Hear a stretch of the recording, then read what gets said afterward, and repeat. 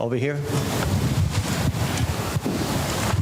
Yeah, you talked about Bell Labs and Park and IBM research gone. And what I've noticed lately is that government labs, where a lot of stuff was done,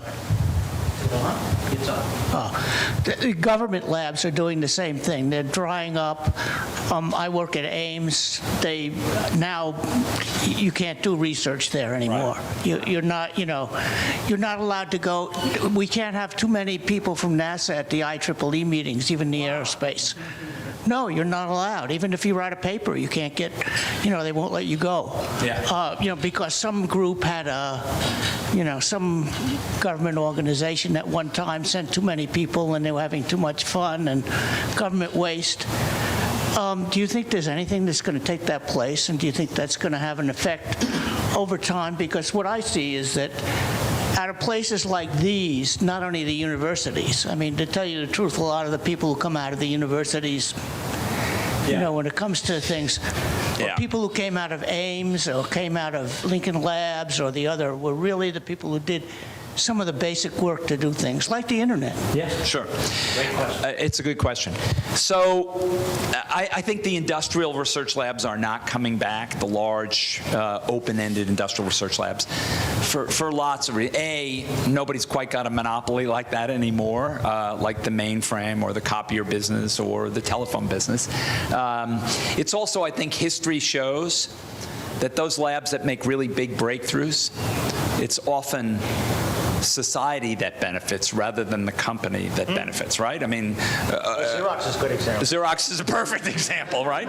But even IBM's a pretty good example of a lot of this going on, and they did quite well for a long time, right? And Bell Labs is, look at the transistor and Unix.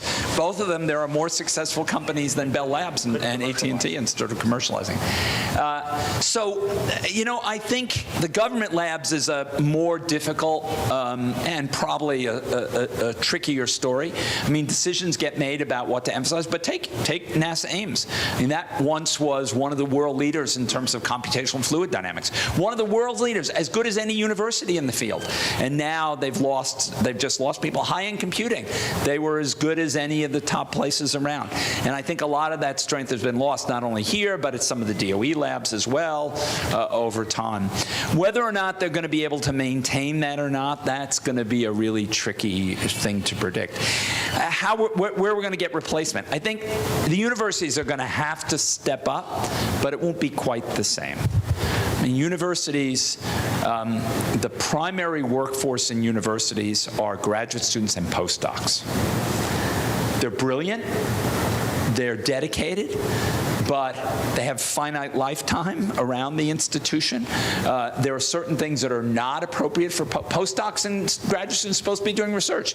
If there's a task that requires a really skilled person, a staff level person to do, it's very hard in a university to create that kind of capability. So that's something that's kind of been lost a bit in the model, and whether or not that's fatal or it's just the way we were going anyway, I think remains to be seen. But isn't this another area where we're falling behind Asia? Yeah, to some extent. Although, go look at Japan. Japan had the same structure of these large research labs. Hitachi, Fujitsu, Toshiba. They all had these large central. They're all gone. They're all gone. They're not what they once were. Where they've managed to do something are some government kind of research labs that look a little more like a research lab than they look like a university. And how that blend works. One of the great things about universities. So why are the universities so good at seeding new technologies?